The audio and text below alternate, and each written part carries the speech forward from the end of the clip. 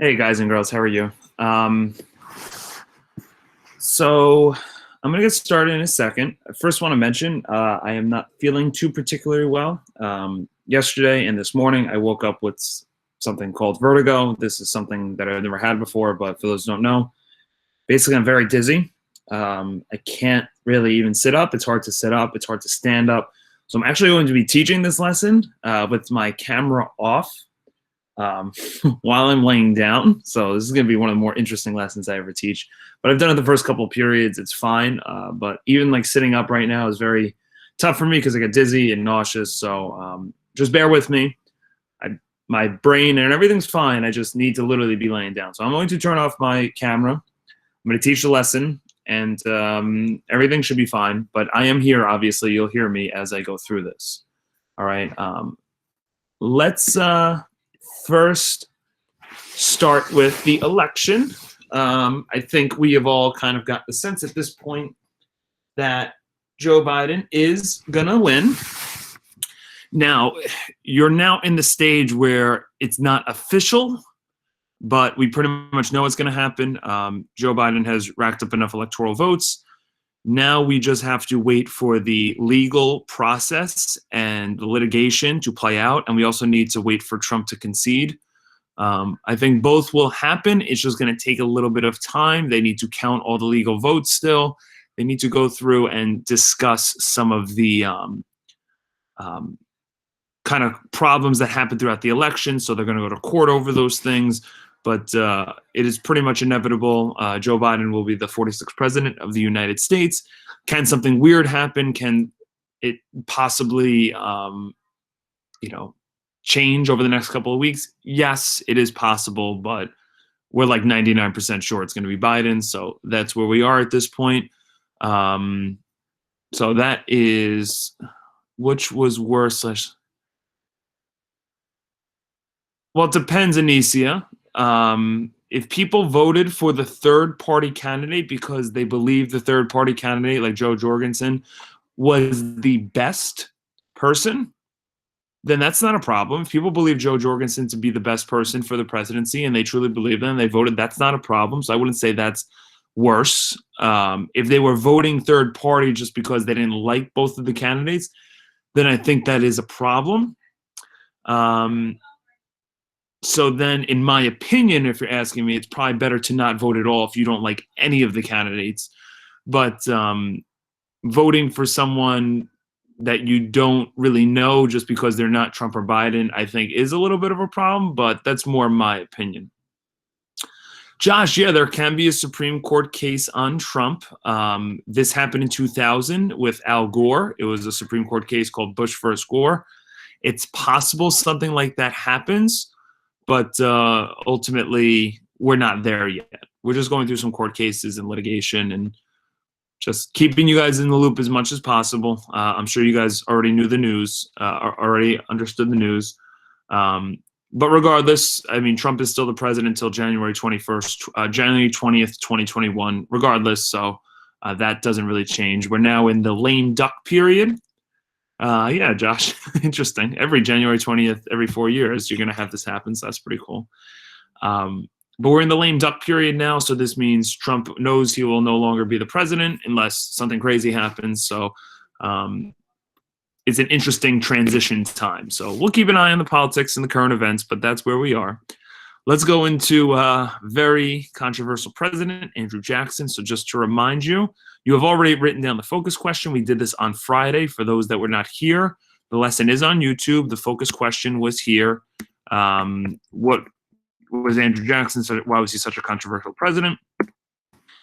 And then we looked at some of the reasons why he was controversial. So now we're going to go through the notes on some of these things here.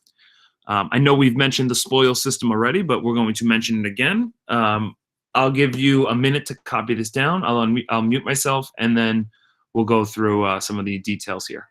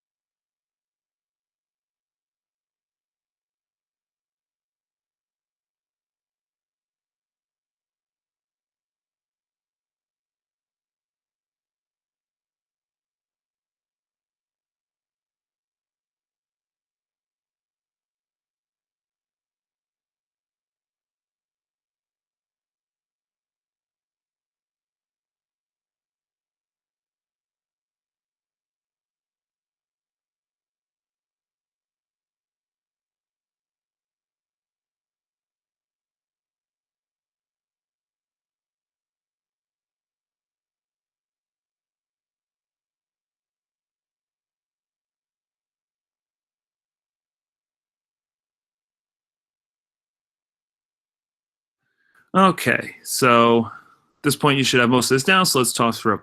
So we talked about this spoil system already, right? Andrew Jackson, he was elected president. He had promised a lot of the people that helped get him elected that he would hire them basically to jobs within his cabinet, within his government. He fired many government officials, which, to be honest, wasn't that crazy. I mean, this happens a lot. So if Biden takes over, he's going to fire a lot of people. In not, it's not fire. It's basically just replacing, right? So this wasn't so much of a surprise. Um, and he's going to basically replace him with people that helped get him elected. And these people were not always qualified for the job. Um, so this becomes a little bit of an issue. No problem, Louise. So suppose system want to hire up in the government. Yeah, it wasn't always necessarily related to them, but it was someone friendly with them. So it's not like they had to be the brother or a cousin or an aunt and uncle. It's just someone that was friendly with Andrew Jackson at this time, and he basically put people into positions that weren't exactly qualified for the job, and that became a little bit of a problem. Again, you don't want the Secretary of Agriculture, who should be an expert on farming, um, to not know really the first thing about farming. So Anicia, like Trump hiring as priest or pastor. For what position in government, Anicia? I'm actually not so familiar with what you're talking about. What's the guy's name?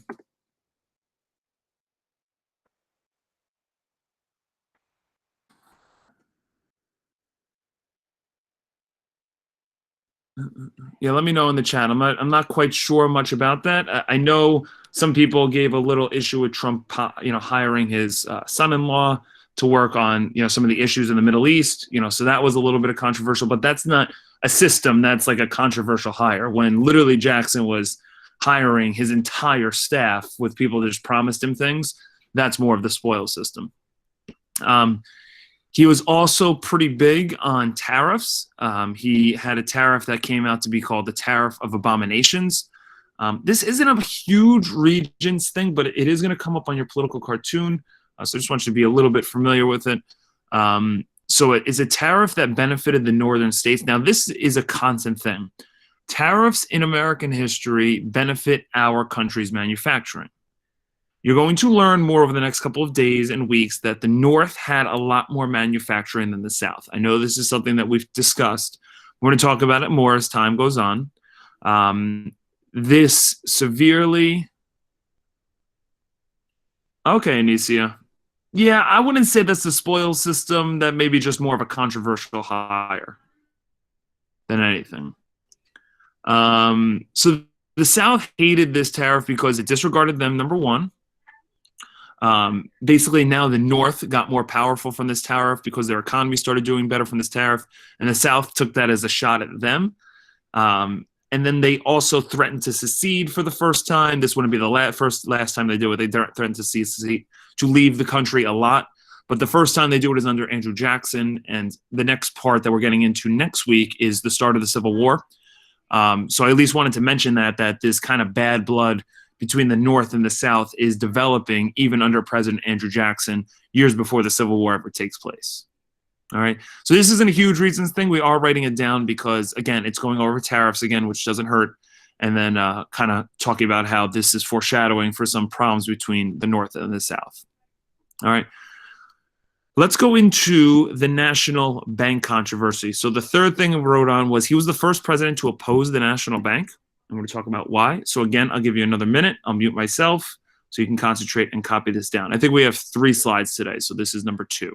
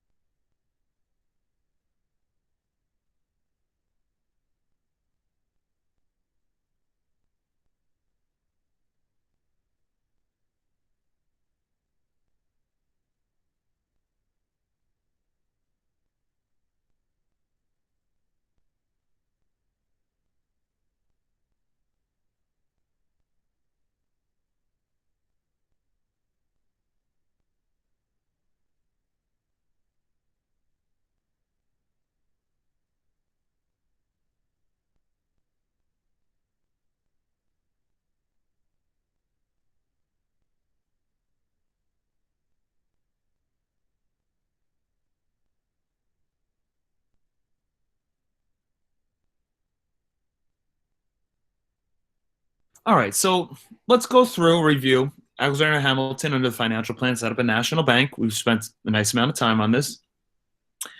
Pretty much, there's a charter, which is another word for a contract that has to come out that is set up by the federal government to basically go through the roles and responsibility of the national bank. And it has to be renewed every 10 to 15 years, roughly. So Jackson basically says that the national bank is not needed, taking a very similar approach to the Anti-Federalists from under Thomas Jefferson. He's going to basically say, we don't need this new charter. We don't need a national bank. The reason why was he believed the national bank, despite what it did, it provided financial stability. He would say that, but really only helped the wealthy people in the country. And remember, Jackson was a president for the common man, the common farmer, the common person moving out west. Right? He did not like the bankers. He didn't like the Wall Street people. He wasn't someone that was trying to work for them. So he believed the national bank was relatively useless because it was only helping a small portion of people, the wealthy people in this country.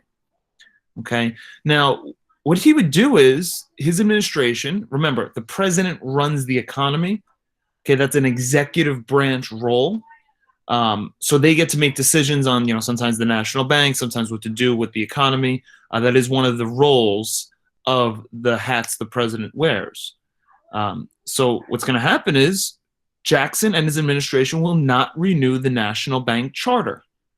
And there's a pretty famous political cartoon here, which you'll see in a little bit later. It's just Andrew Jackson standing here with the charter and basically the banking system collapsing and the people and a guy dressed up as a devil running away from Jackson, basically trying to scare the financial industry that he's not going to renew their charter. The closing of the bank did lead to some short-term problems in our economy. We went into one of our first economic recessions, which basically means our economy and the people making money in our country and our employment was not doing well for a short time. This is not like this is similar to the Great Depression, as we'll learn about, but it's not quite as bad. So anytime you see panic of something, okay, 1837, there's one in 1873, there's one in 1890 something. Okay, whenever you see panic of something, that is to show you that there is our economy is not doing well at this time. But it didn't last long. Our economy did start to build up again. And from 1836 to 1860, the United States functioned without a national bank. All right, we would use state banks to issue paper money, and we would actually ask state banks to take more of a control in our economy. So for a span of 24 years, we did not have a national bank. Now, after 24 years, after 1860, we do have national banks that do exist, but from this time frame, we did not. So if you're looking here on the right, you actually see you have a State Bank from South Carolina. This was their $5 bill, okay? And then if you look at the top here in the white, this is the New York $5 bill. Right, so that's kind of crazy. We weren't using the paper money we're used to using throughout this time. Now, the actual economic ramifications, we don't really need to go into too much. We just need to know that Andrew Jackson did not want a national bank because it ultimately kind of, in his opinion, was not a bank that was for the entire country. All right. Please write in the chat if you need more time. I'm going to give everyone another 10 more seconds, but we are going to go on to our final slide for today.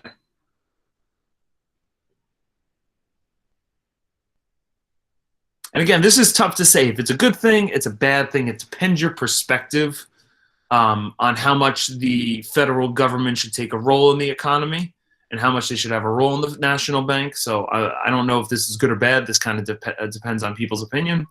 And the spoils system we can kind of say is bad, right? This is kind of controversial. The tariff of abominations is controversial.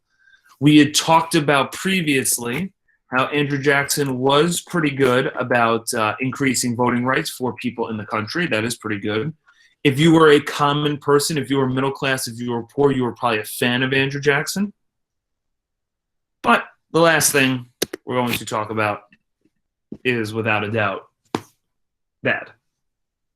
All right, and that is called the Indian Removal Act, aka the Trail of Tears. It's very straightforward, unfortunately. Please copy down what's in red. And this should be our last slide for today.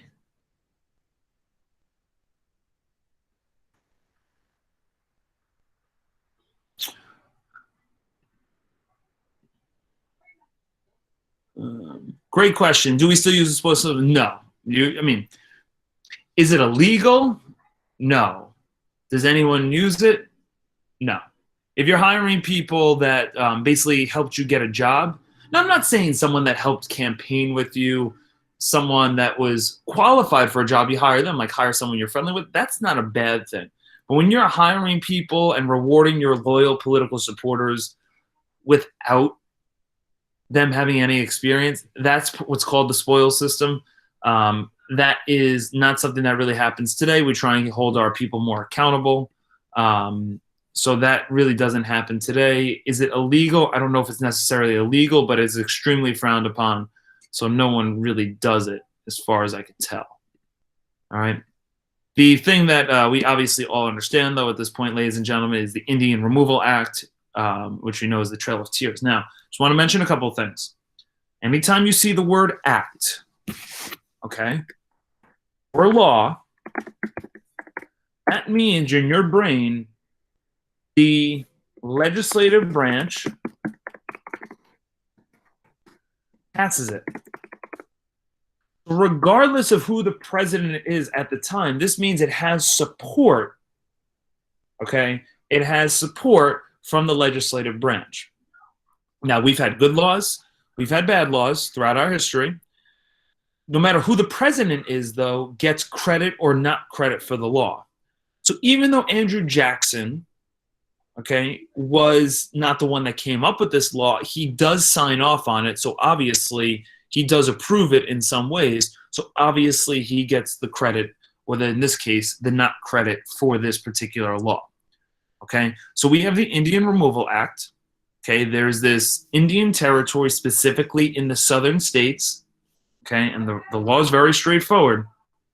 Okay, if you are of a Native American tribe, like the Seminole, like the Cherokee, living in the South, they need to move west of the Mississippi River.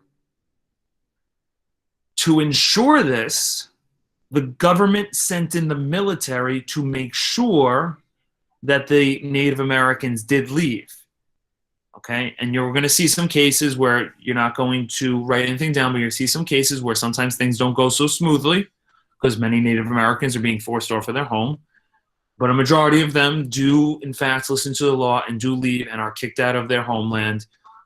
This is a very negative thing, obviously, for many different reasons. Not even from a 2020 perspective, just in history, for the notion of just kicking someone out of land that they were living in. I mean, just think about it. I mean, if you're living in a place in the Bronx and someone comes down and forces you out of your home, something messed up with that. I don't care what decade you're in. But this was something that was passed by our federal government. We talked about briefly last time, I believe, Andrew Jackson spent his whole career. Wasn't Andrew Jackson a slaver and a tyrant? Well, what do you mean by a slaver? Someone who owned slaves? And a tyrant, I would say, out of all the presidents, he's in the top 3 or 4 that had the most power, so he would act like the biggest tyrant, but I wouldn't go on so far to say he's a tyrant. He still had checks and balances. He still had, he was still working for the people. He was still voted. Yes, I mean, he owned slaves, okay, as did many of the early American presidents. This is a very typical thing. But we should know a tyrant is someone who rules with full absolute authority without the consent of the people or people around him. So it's like an unruly ruler, so to speak. And that would be an example of like a King George, an Adolf Hitler, in present-day terms, a Kim Jong-un. Okay, someone who just rules with complete authority. Now, no president, in all the presidents we have, no one has ever acted like a tyrant. But if there was one to say that maybe was a little bit of a tyrant, it would probably be Andrew Jackson. No, Abigail. So the reason why he treated Native Americans poorly, again, goes back to Andrew Jackson's history. I think I used the example with you, Abigail. Andrew Jackson was someone who fought against Native Americans his whole life. He fought in the South versus these particular groups for decades. So he grew this hatred towards the Native Americans because that's the group he was fighting wars against. Right, and Abigail, I used the example. About Serbia and Albania, and how if an Albanian president got into power, then maybe the way they treated the Serbians would not be so good. So it's not exactly like that, but I try and keep it as simple as that. Right. All right, when did presidents stop owning slaves? Well, obviously 1860, when we go into the Civil War and Lincoln gets put in. In terms of presidents that did not own slaves, I'm fairly certain John Quincy Adams, the sixth one, was the first, but I could be wrong. But Andrew Jackson did. I believe Zachary Taylor would. Future presidents do. So I don't know the exact ones. That might be a good thing to look up and actually teach me, because I'm not sure the first ones that kind of stopped or started. But I believe John Quincy Adams was the first to not. But could be wrong. All right. So yeah, this is the Trail of Tears. So the Indian Removal Act is the law. The Trail of Tears is the actual action of the Native Americans leaving, and they move westward. Now here's the crap with the whole situation. No, Muhammad, he never did.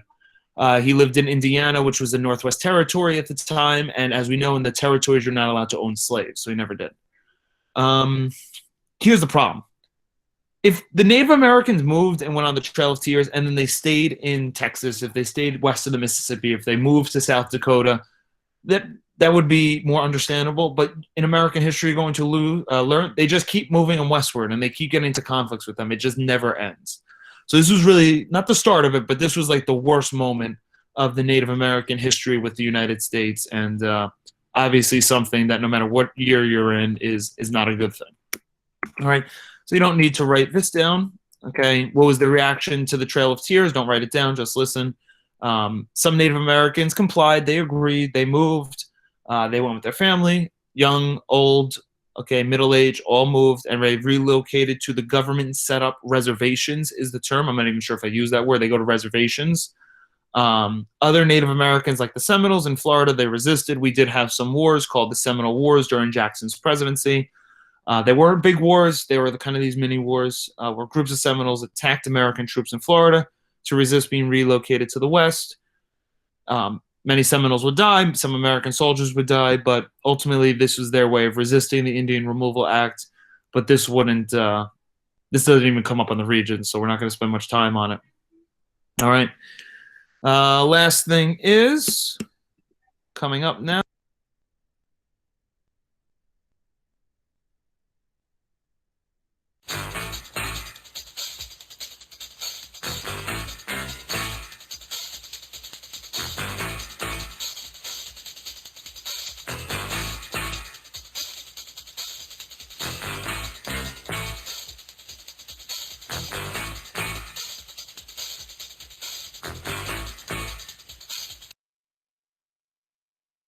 Okay, great. I was waiting for the chat reminder. Okay, yes, we do have a Supreme Court case under Andrew Jackson.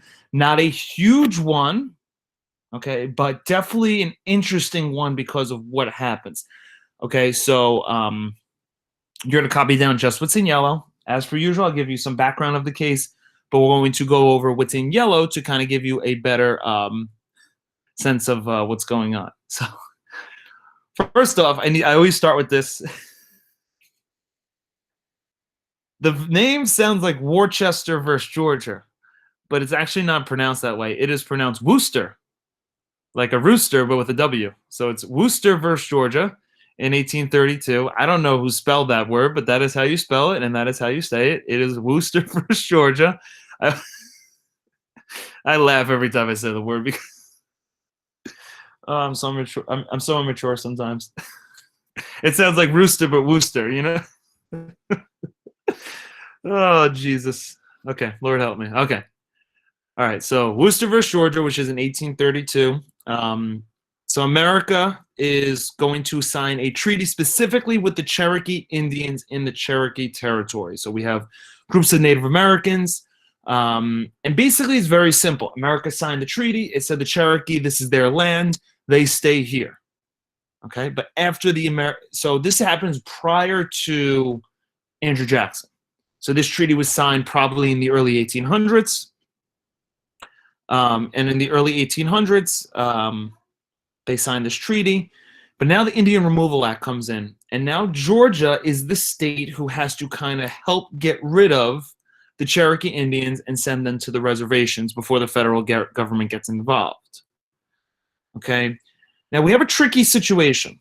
We have a situation where we have a federal law called the Indian Removal Act going against a treaty that was created by a previous administration under the federal government. Okay? So what happens here is the Supreme Court rules this. The Supreme Court, when they make a decision and treat with treaties, okay, so excuse me, when there's a treaty, that is a part of the supreme law of the land because it's not a law, a treaty is added to the Constitution. So the Constitution is more powerful than a federal law. So basically they said, our Supreme Court, that the Cherokee do not need to listen to the Indian Removal Act and they need to leave Georgia. So that is a good thing, right? The treaty stood taller than the federal law, so the Cherokee Indians don't have to leave. Here's the problem, and this goes into maybe how Abigail and people were saying, maybe Andrew Jackson a little bit of a tyrant. It is the president's job to enforce Supreme Court decisions. It's the president's job to enforce the laws. Andrew Jackson decides to not enforce the law the way it sounds. So President Jackson never enforces the Supreme Court precedent, and the Cherokee are still forced to leave. Right? This is one of the few times in American history where the Native Americans, okay, were basically given by the Supreme Court the right to stay where they are, but it's the only first times in American history where the president refuses to enforce a Supreme Court law and Supreme Court precedent. So guess what? The Cherokee are still forced to leave. And this goes to show you that if a law or precedent's not enforced, it's almost like it means nothing. And this is one of those cases where Andrew Jackson is just like, okay, I see the Supreme Court did this, but my job is to enforce the law, and I'm not really going to do that. All right. So this is a very negative thing. Everything related between Andrew Jackson and Native Americans is not good. The Supreme Court tried to step in and help out the Cherokee Nation, and Andrew Jackson pretty much disregarded it. All right. And to be honest, the Supreme Court really didn't hold Andrew Jackson accountable. So this is a little bit of a scary moment where, you know, we have a law, we have a Supreme Court decision. The president should be following that. It's not his right to not enforce the law. But in this case, Jackson doesn't. Now, does this happen often in American history where the president won't enforce a Supreme Court decision? No, it's very rare. All right, but this happened to be one of those cases. Yeah, all right, I agree.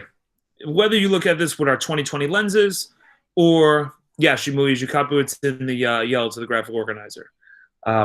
Whether you have your 2020 lenses on or whether you're looking at it from a, if you're living back in 1832, yeah, this ain't good. And I think we could agree to that. And again, we don't just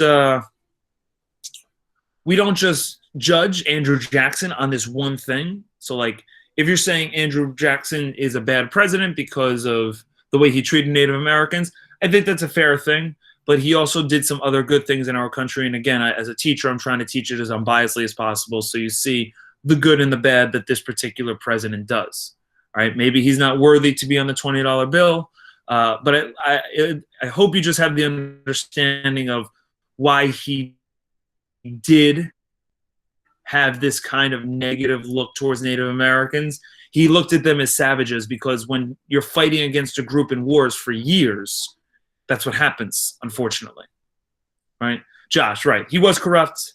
He did have his negative points, but he still had some pros. And he's a great example to show that every president has that. Even Abraham Lincoln, who is my favorite president of all time, you will learn some negative things he does. Okay? He does his negative things. Trust me. Okay? It's just, we try and look at these guys as a whole sometimes. It's not so easy to say they're good or bad. Okay, so I think you're getting that sense from me as we go through this. Okay, so let's now discuss a couple of things. You're going to have some time to work on it. So please remember that this is double period Monday. Okay, so let's see. So you guys have a second period assignment. Again, it's just, I think the video is 15 minutes. The assignment won't take very long, so it's not going to be a full 45-minute period, I promise. It's just a little extra work to keep us on pace. So what you're going to do now is, what I suggest is you spend the rest of the time working on this particular Andrew Jackson assignment. So if you're looking here, you have some political cartoons. This is our first time working with political cartoons. We will have more practice with this over the next couple of weeks. I'm really looking at how to do political cartoons, all right, because political cartoons come up on DBQs a lot. And they'll, instead of giving you a reading, they'll throw a political cartoon here and then ask you a question based off it. So we're going to do that, all right? So Andrew Jackson, okay, you have a cartoon on the spoil system. The key is you want to look at all parts of the picture. All right, take your time breaking down all the major parts of the picture. Okay, then you're going to look at the cartoon one. And then what you're going to do is, if you see a question, you're going to answer it. But I want to show you what I mean by that. I don't have you look at all the cartoons. And I don't have you answer all the questions. So if you look at the assignment, okay, which is here, you are going to answer questions 1 and 3 from cartoon 1, not 1, 2, and 3. Just answer questions 1 and 3. Okay, it's all set up for you here. You don't have to do all of the questions. You won't have to do cartoon 2, so you can skip it. All right? You go through and do all of these questions. And then, of course, you have some practice Regents questions at the bottom, which you're going to look at too. I give you 4 because Andrew Jackson, it's a pretty big presidency for the Regents. All right? So you get to cartoon 1. All right? When you get to cartoon 1, as you see, you're just going to answer question 1. And then you're going to answer question, what was it? Question 3. You don't have to do question 2. You skip cartoon 2, pretend like it doesn't exist. Then you go to cartoon 3, you answer questions 1 and 2. Cartoon 4, okay, you're going to answer questions 1 and 3. You could skip 2. And then question 5, you're going to answer questions 1 and 2. This is kind of the tyrant viewpoint of Andrew Jackson, as you see. Cartoon 2 is confusing. It's going over how the South and the North were disagreeing over the tariff of abominations. They were looking at how upset they were. It's a tough cartoon. I don't think I really want to waste our time and go over it. I've never seen it on the Regents either. I have seen this on the Regents, cartoon 1. I have seen number 3 on the Regents, and I have seen 5. So you're definitely going to want to look at those. All right, so you're going to answer those, work on that. All right. When you're done, okay, you could do this into lunch. Yeah, you skip cartoon 2. All right, skip cartoon 2. You don't have to do it. When you are done, all right, what I suggest is, all right, you then go to the YouTube, click on this. You'll see it's not even 15 minutes, 12-minute video. Okay, 12-minute video. Okay, you'll see me with the blurred background. This is me when I started getting feeling not so good, but I do go through the lesson, and then you'll have an assignment that goes along with that. All right, so there's 2 things you're turning in today. You have to the end of the night to do it, and obviously let me know if you have any questions. The last thing I'll kind of just sneak in there is you're going to have a quiz 1 week from today. I will start posting the quiz and test prep some point today or tomorrow. If you want to get a head start on that, it's on the first part of Unit 2, which goes from Alexander Hamilton's National Bank to basically the Seneca Falls Convention. So I will post all that. Again, that's 1 week from today, but I always like to give people a heads up when their next quiz or assignment is, because by Thursday, we will be halfway through Unit 2. So we're going to have the quiz. Yeah, Seneca Falls Convention is awesome. Good moment in American history. All right. Any final questions before I mute myself? All right, going once, going twice. All right, guys. So you have to the end of the day to work on all this. Again, I apologize. This is how double period Mondays are. I did look back. You guys are, I think, currently 1 or 2 days ahead of last year, which is great. So there may be a Monday in the future where you don't have a double period Monday, so you might get one off. But we're going to try and keep on that same pace because who knows what the heck happens. Milagros, you do not have to hand in notes. There is no secret word today either. You obviously take your notes because otherwise the assignment will be very difficult. The one on Manifest Destiny here, this one here. This one will be difficult without the notes, in my opinion. So I would make sure you go through the video and take your time with it.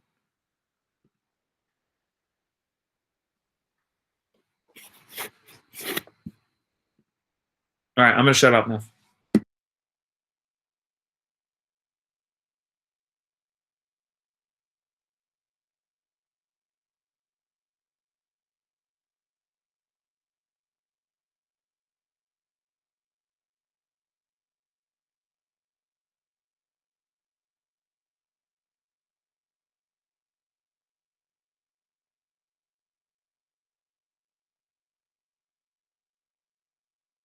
Oh, no, no, no, not Josh, not by name. Just in general, what we talked about.